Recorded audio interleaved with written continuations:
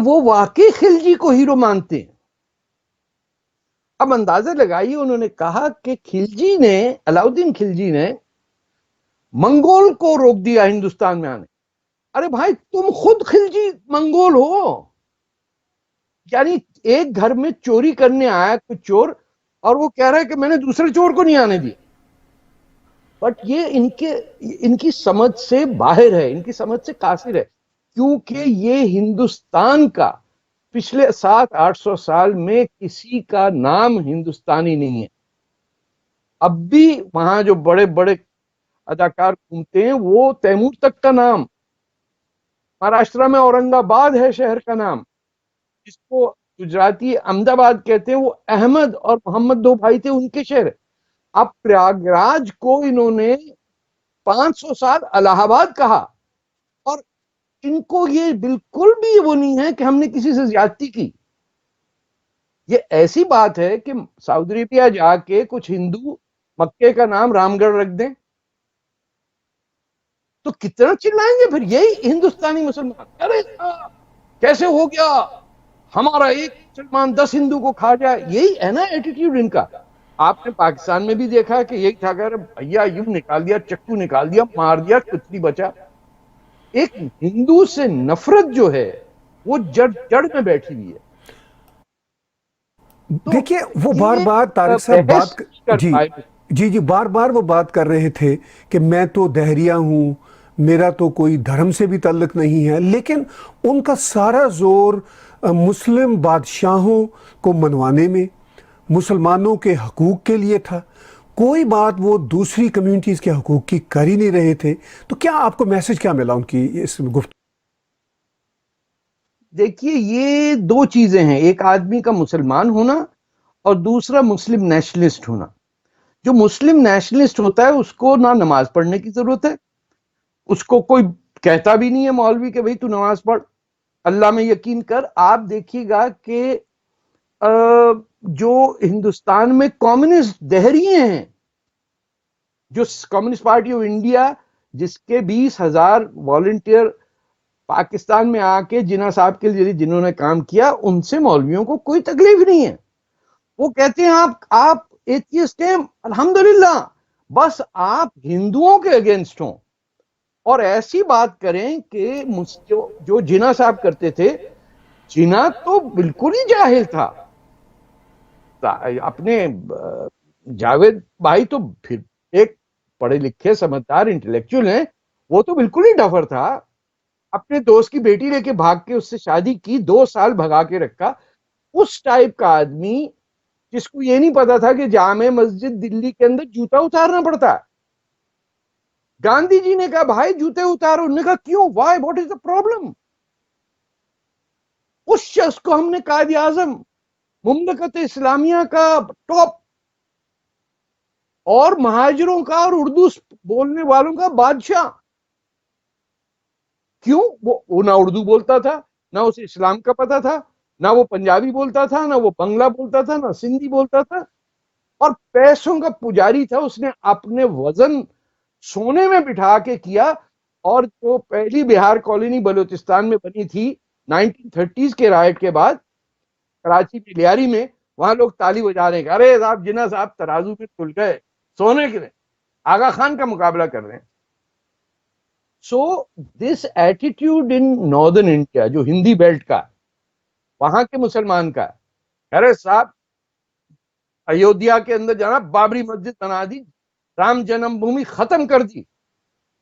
आप सोचिए 500 साल मुसलमानों ने, एक गुंडा आया उज्बेकिस्तान से जो हिंदुस्तान की कोई जबान नहीं बोलता था, बाबर की बात कर रहा हूं, लूट मार उसने जो पाकिस्तान के एरियाज में किया उसका तो कोई हिसाब ही नहीं है। और बहुत शौकीन आदमी था वो कई चीजों के बारे में जो खासतौर पे मौलवी करते हैं लेकिन कहते हैं हराम है। वो राम जन्मभूमि जहां हमारे हिंदू भाई कहते हैं कि लॉर्ड राम पैदा हुए, उसको तोड़ के उस पर मस्जिद बना के भाग गया और काबुल में मर गया। और आप सोचिए कि 500 साल हो गए, उसके बाद जाके कहीं किसी कीमत हुई, बहुत निगोशिएशन हुए कि मस्जिद साथ बन जाएगी, आप ये जगह दे दें।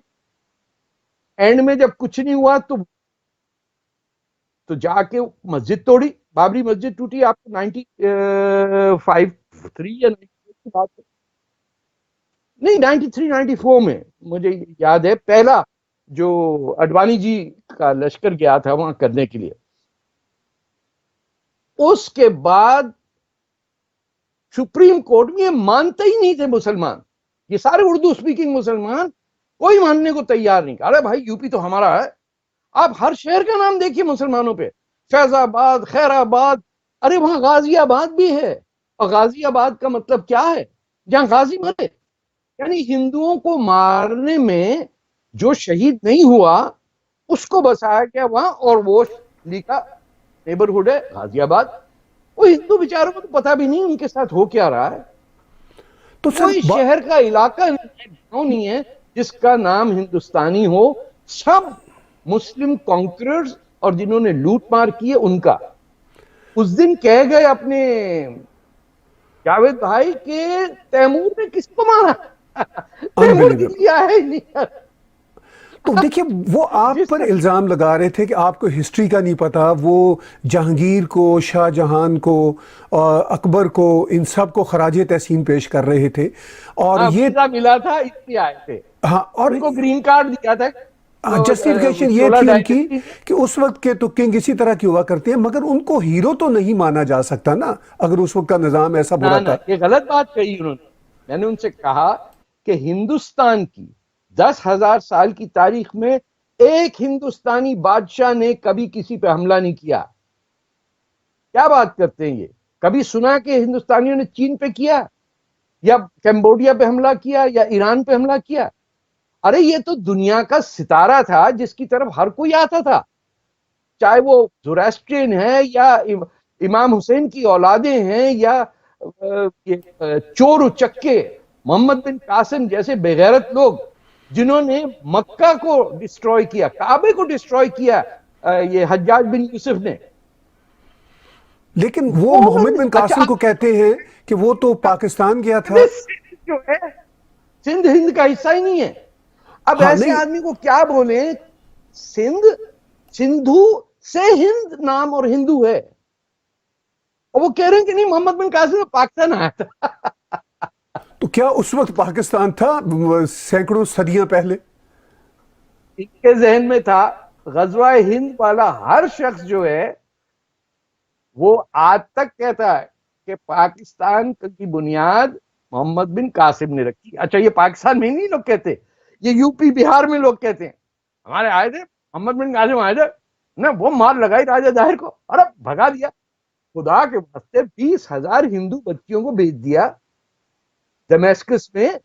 और जिन मुसलमानों ने राजा दाहिर के साथ मिलके इसका मुकाबला किया, जो बसे आके वहां, आज तक कराची आपने देखा होगा वो जो मकबरा है समुद्र के पास, गाजी उनका इमाम हसन के नवासे हैं या पोते हैं, उनकी उनको मारा इस मोहम्मद बिन कासिम ने।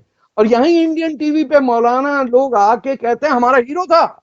लेकिन इंटेलेक्चुअलिज्म या तारीख की बात जो करते हैं, उनके सवालात इतने बचकाना हैं और वो किसी को बोलने नहीं देते। तो क्या अगर ये लीडरशिप है सेकुलर मुसलमानों की, तो भारत का फिर क्या मुसलमानों का फ्यूचर है? बहुत ही तारीख है, क्योंकि ये कम्युनिस्ट पार्टी ऑफ इंडिया के लोग हैं। उनसे बड़ा करीबी ताल्लुक है इनका। इनके जो सुसर थे वो तो सीपीआई के बहुत बड़े लीडर थे, कैफी आजमी। बहुत ही नेक आदमी था, लेकिन ये सब के सब पाकिस्तान के फेवर में थे। कम्युनिस्ट पार्टी ऑफ इंडिया के जनरल सेक्रेटरी का नाम था अधिकारी उस वक्त। उसने एक पेपर लिखा, मेरे पास है तो इसीलिए कोई गोली वोली नहीं देने की बात है, मैं सीपीआई के दफ्तर से लेके आया हूं दिल्ली में, जहां उन्होंने कहा पाकिस्तान बनना बहुत जरूरी है। और 20,000 कम्युनिस्ट पार्टी के लोग जिनके माँ बाप मुसलमान थे, अगर वो नहीं है, जिनके मुस्लिम नाम थे, जैसे जहीर जावेद थे, कुर्तलन हैदर, पता नहीं कौन कौन आया लाहौर में जिना साहब को जितवाने। मैंने इनसे ये एक सवाल पूछा था कि जब पाकिस्तान फौज और मुक्ति वाहिनी की जंग हो रही थी, आप मुझे एक हिंदुस्तानी मुसलमान लीडर बताइए जिसने मुक्ति वाहिनी का साथ दिया हो और पाकिस्तान फौज के खिलाफ बोला हो। Not one. ये अपने फखरुद्दीन अली अहमद में गलत बोल दिया उस दिन, वो प्रेसिडेंट नहीं थे, वो असम के चीफ मिनिस्टर थे। उन्होंने इंदिरा गांधी से कहा कि इनको लड़ने दो भाई, ये हमारा क्या इनसे ताल्लुक। मतलब पाकिस्तान फौज मारती रहे बंगालियों को, हमारा क्या मसला। और वेस्ट बंगाल में जब बांग्लादेश के मुसलमान पनाह लेने के लिए आए, तो मुर्शिदाबाद में जो बंगाली है वो बंगाली नहीं है, वो यूपी के मुसलमान हैं जो बंगला बोलते हैं। उन्होंने बांग्लादेश के रेफ्यूजीज के साथ वो मिसट्रीटमेंट की, और इसीलिए आज भी वेस्ट बंगाल का मुसलमान प्रो पाकिस्तान है। बांग्लादेश तो वैसे बदनाम करते रहती हैं। मैं कलकत्ता गया, आप चाहे भाई ये सोचिए कि कलकत्ता के अंदर 1946 अगस्त 16 को कोई हजारों हिंदुओं को मुसलमानों ने कत्लेआम फुटपाथ पे किया। ज्यादातर बिहारी थे, उनकी बॉडीज गई पटना, और जिन्ना साहब का आइडिया था कि अगर डेड बॉडीज पटना जाती हैं तो वहां मुसलमान पिटेंगे, इसीलिए पाकिस्तान का काम बढ़ेगा। कलकत्ता में there is no memorial to them. Urdu है बिल्कुल शहर, कलकत्ता के अंदर बंगला बोलना बिल्कुल अलाउड। और सर वो जो मानता जो है, जी वो ऐसे लगता है कि पाकिस्तान की कोई मंत्री वंत्री लगती हैं। मतलब ये दिलों की धड़कने हैं। जो पाकिस्तान का जहर जो है, जो पाकिस्तान का हिंदू हेट्रेड से भरा हुआ पंजाबी और महाजिर जो बैठा हुआ है, वो जावेद अख्तर को बादशाह मानता है। जहद भाई, जहद भाई, जहद भाई, जहद, ऐसे चंचल होकर नाच रहे होते हैं लोग। अमन की आशा, अमन की आशा। आंटियों को देखें, प्रेस क्लब में देखें, जहां जाएं सर पे उठाया वो होता है। वो ऐसे मुस्कुरा रहे होते हैं, तो कैफी आदमी का वो हूं। और मैं कैफी आदमी से बाद में मिला हूं, पहले की बात है। यही सवाल हमारा उनसे था कि आपने पाकिस्तान को क्यों सपोर्ट किया। वो नहीं इनकार करते थे, लेकिन इन्होंने कुछ पढ़ा ही नहीं, या अधिकारी के बारे में जानते ही नहीं होंगे, या कम्युनिस्ट पार्टी क्या। अब तो इंडिया की कम्युनिस्ट पार्टी में भी फैशनेबल आंटियां होती हैं, बड़े बड़े बंदे लगाए हुए या सूट पहने हुए लोग। कोई गरीब आदमी कम्युनिस्ट पार्टी में नहीं है। हर एक जो सेठ है, आंटी अंकल है, किट्टी पार्टी पे जाने वाले लोग हैं, वो कर रहे हैं कम्युनिस्ट पार्टी। बड़ी ज्यादती हो रही है बच्चियों के साथ, और एनवायरमेंट बड़ा खराब है। ग्रेटा खुला, ये तो चल रहा है काम। It is unbelievable. और पाकिस्तान जो आपका खून बहा रहा है वहां क्यों है? तो अब मुझे बताइए कौन किसका दोस्त है। मैं तो डंके के चोट से कह रहा हूं कि हम राजपूत हैं, हिंदू थे, पंजाब में गए, शेख आदि जहां आप भी कसूर से हैं, वहां में किसी ने मुसलमान करके छोटी छोटी कहत आया हुआ था, मुसलमान हो गए। पंजाब का इस्लाम सर आपको पता बिल्कुल अलग चीज। हिंदू के साथ रहते थे, सिखों के महल्ले थे। आपने सिर्फ पंजाब का बंटवारा करा, यूपी का नहीं किया। अरे बंटवारा करना था यूपी का करते। हमारी जान को कहां से आ गया, हमने थोड़ी पाकिस्तान मांगा था। महाराजा रंजीत सिंह तो मेरा बादशाह। लाहौर जो है, कसूर जो है, ये तो राम के बेटों के शहर हैं। तो ये हम पोरस हमारा लीडर था। अब वो हम पंजाबी होने के लिए क्या मुसलमान होना जरूरी होता है? और अगर पंजाबी जो गलत काम करता है, हम तो पहले सामने पंजाबियों को अपोज करते। बल्कि महाजिरों से ज्यादा मैं पंजाबियों को जिम्मेदार ठहराता हूं कि पंजाबियों को इतनी शर्म नहीं आती कि देखें आप दोनों, मैं दोनों पंजाबी उर्दू में बात कर रहे हैं। ये तो पाकिस्तान बनने के बाद है ना। अगर पाकिस्तान नहीं बना होता तो पंजाबी गल कर रहे होंगे। बिल्कुल ठीक। मत मारिए कि उर्दू बैठे पता नहीं उर्दू जबान जी ना, इस तरह लगता है कि बंदा झूठ बोल रहा। जलेबी बनवा के बेच रहा, माशाल्लाह क्या बात कही है साहब।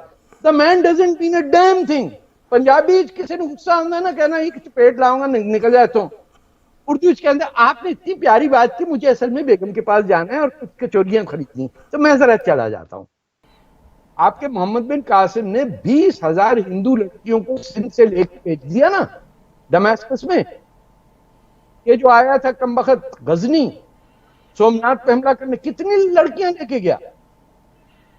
ये तो हम इतने बेगैरत हो गए हैं, मैंने इनको तबाह कर दिया लेकिन ताजमहल दे दिया।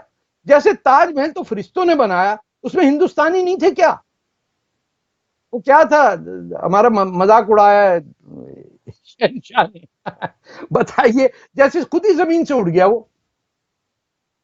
अरे हिंदुस्तान का माल, हिंदुस्तान के मजदूर, हिंदुस्तान की जमीन, शर्म आनी चाहिए किसी और की जमीन पर कब्जा करके बाबरी मस्जिद बना दी। मैं तो गया हूं अयोध्या, देख के आया हूं।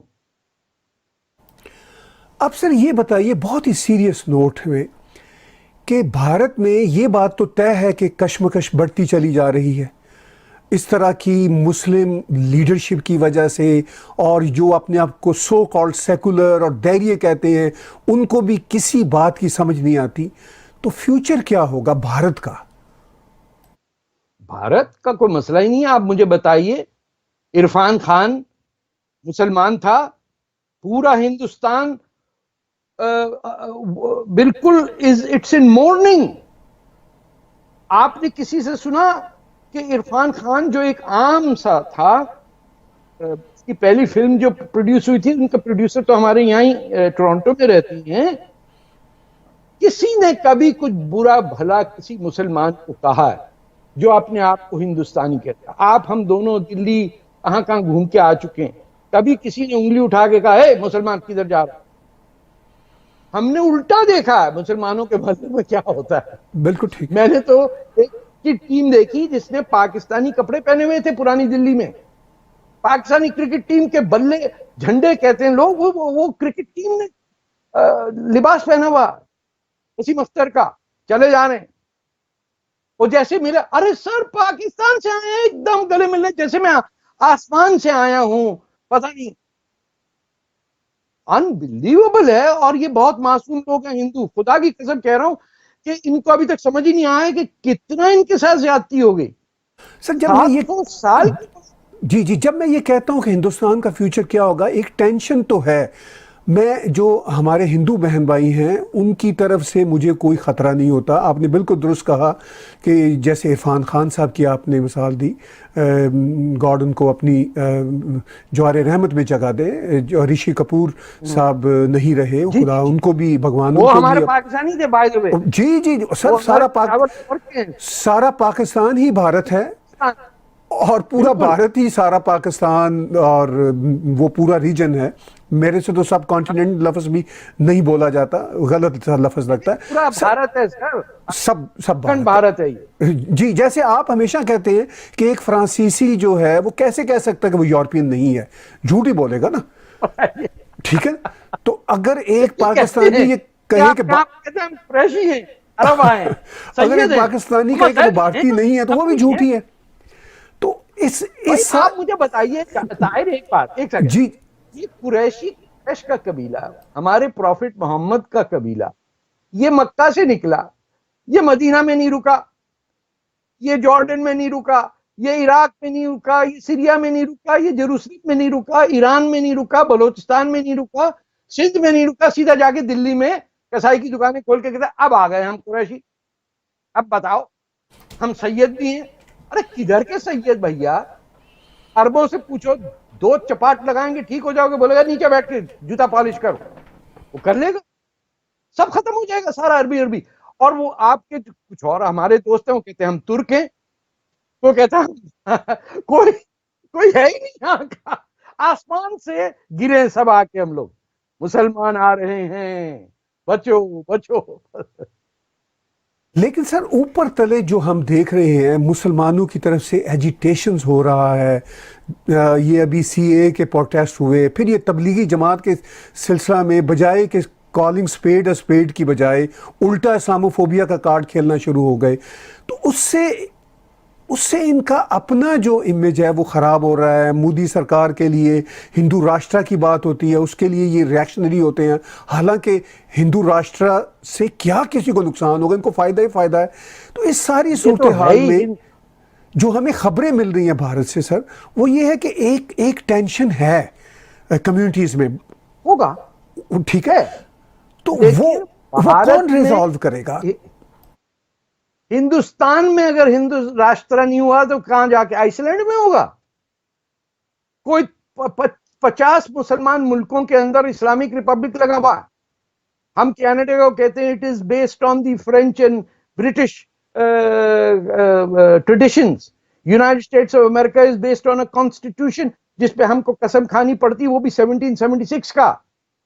मेक्सिको का क्या बैकग्राउंड है, श्रीलंका का क्या है, हर एक का ना। इंडिया का नहीं हो सकता साहब। इंडिया के अंदर हिंदू लफ्ज बोला और that means you are racist. ये कोई बात है? और ये बदमाशी जो है ये खत्म होगी, लेकिन उसके लिए पहले पाकिस्तान को टूटना पड़ेगा।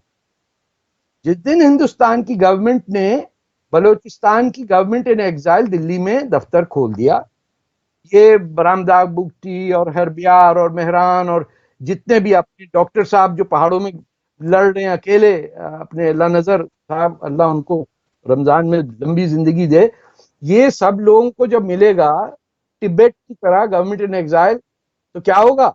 जब ये बल्तिस्तान का इलाका जिसपे इन्होंने बेच दिया चाइना को, ये लड़कियां जो आप क्रिश्चियन पकड़ के चीनियों को बेच रहे हैं, ये सब एक दिन mathematically it will be what is called the unravelling of the state, the dismantling of Pakistan.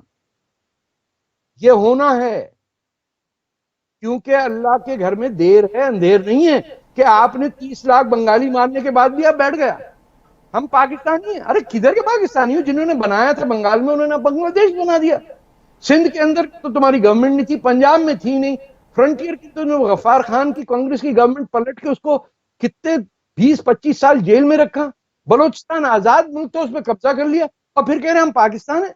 अरे लफ्ज पाक पे ज्यादती है, ये ना पाकिस्तान है।